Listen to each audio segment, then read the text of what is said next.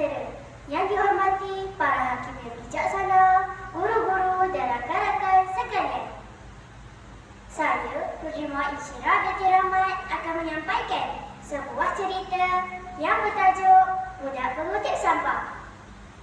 Hari ini saya ingin menyampaikan sebuah kisah yang penuh pengajaran tentang nilai kemanusiaan.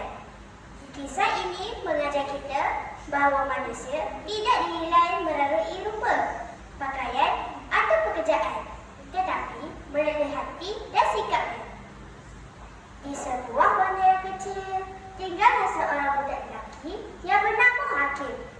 Umurnya baru 12 tahun.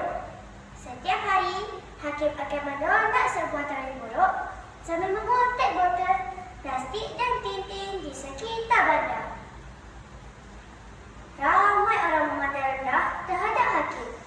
Ada yang mengejek pakaiannya, yang lusuh.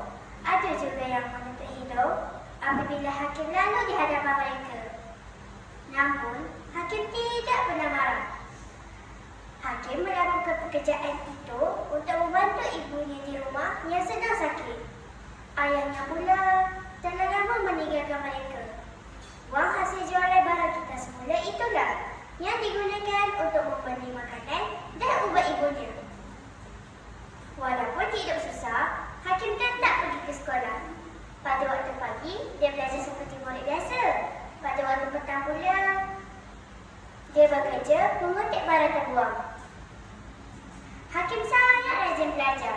Dia percaya bahawa kemiskinan bukan alasan untuk gagal dalam kehidupan. Di sekolah, Hakim jarang bercakap. Dia lebih banyak mendiamkan diri. Ada murid yang tidak mahu berkawan dengannya kerana malu melihat keadaan dirinya. Namun, ada seorang guru bernama Cikgu Faridah. Cikgu Faridah sangat mengambil berat tentang Hakim.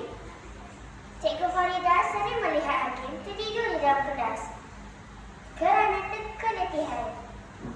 Suatu hari, ketika hujan lebat turun, Hakim masih berjalan menolak troli di tepi jalan. Tiba-tiba, dia terdengar seorang orang meminta tolong. Tolong! Tolong! Tolong!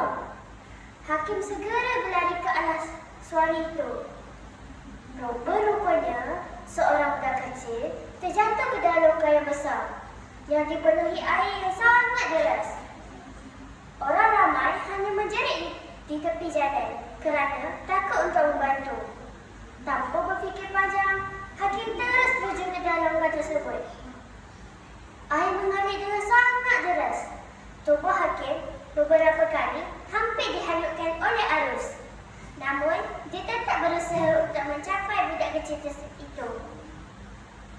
Dengan penuh keberanian, Hakim berjaya menarik budak tersebut keluar. Orang ramai bersorak lega.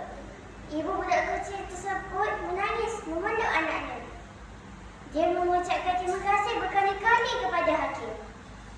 Tubuh Hakim memiliki kesejukan, pakaiannya yang dipenuhi lumpur, namun dia hanya tersenyum kecil.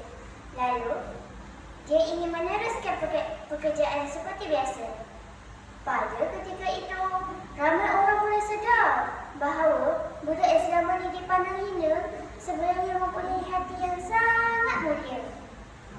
Berita tentang keberanian Hakim tersebar ke seluruh bandar. Keesokan harinya, nama Hakim diumumkan dalam perhimpunan sekolah. Guru besar memuji keberaniannya di hadapan semua murid. Rakan-rakan di dahulu sering menguji Hakim mula berasa malu. Mereka sedar bahawa mereka telah salah menilai seseorang hanya melalui kemiskinan dan pakaian. Cikgu Faridah kemudian bangun lalu berkata, "Anak-anak, manusia yang hebat bukan manusia yang kaya atau terkenal. Manusia yang hebat ialah manusia yang sanggup membantu orang lain walaupun dirinya sendiri susah." Kata-kata itu membuat seluruh dewan menjadi senyap. Sejak hari itu, kehidupan Hakim mula berubah. Ramai penduduk membantu keluarganya. Ada yang membeli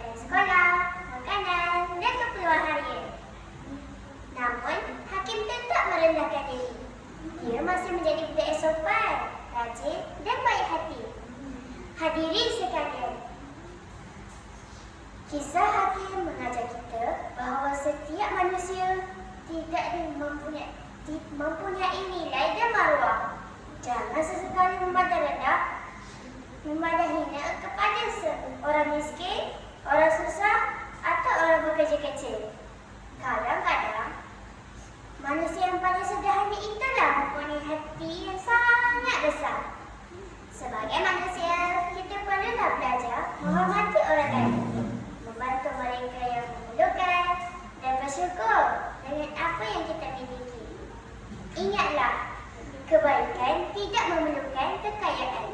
Keikhlasan tidak memerlukan pujian. Saya akhiri cerita saya dengan serangkap kata. Jangan memandang pada pakaian. Jangan menilai pada kemewahan.